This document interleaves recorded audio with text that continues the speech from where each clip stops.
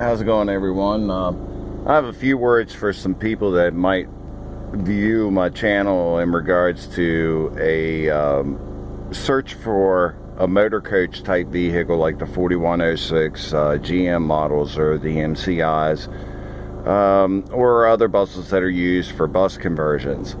Let me give you a really good piece of advice here.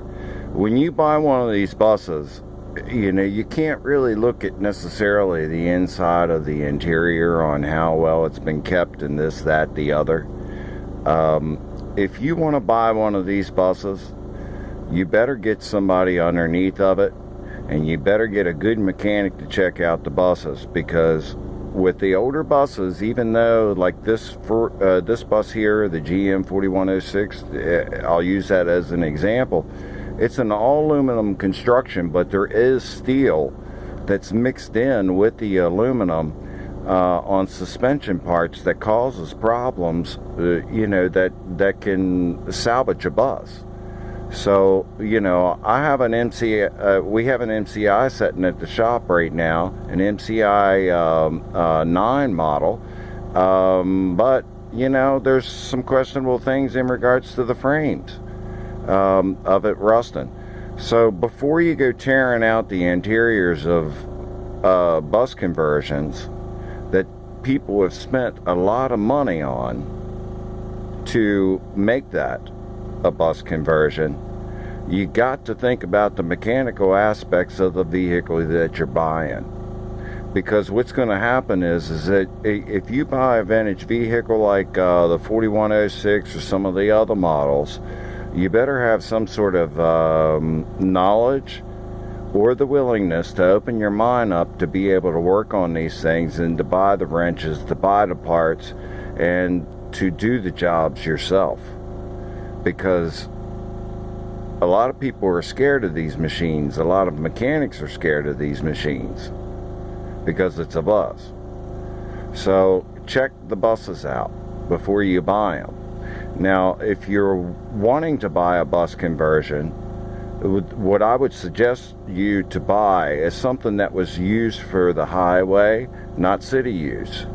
Because the city use buses, the transit buses, have different types of transmissions and ratios than what the highway buses like Greyhound, Trailways, or tour buses have. Vehicles have to be able to run at least 70 miles an hour. And they have to be geared properly within the ratios of the tires, transmission, and everything else to get you to 70 miles per hour. You're going to get run over out there. Okay, you buy a city transit bus, you're going to spend thousands of dollars in the conversions, over $15,000 at today's prices.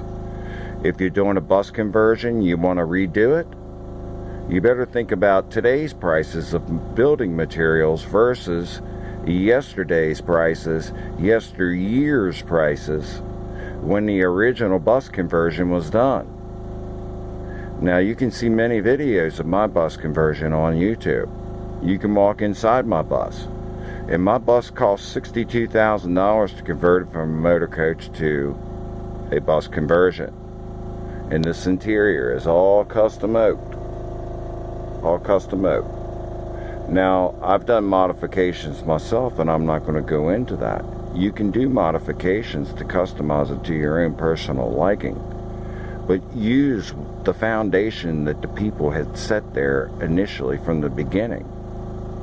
Because if you tear stuff out, you got to replace it, and it's going to cost you a lot of money these days to replace it. Before you replace the interior, check the drivetrain. Check to see if the frame's okay. Check and make sure that you don't have a $10,000, $12,000, $15,000, $17,000, $20,000 engine, transmission, drivetrain rebuild. Be careful. Look what you're buying.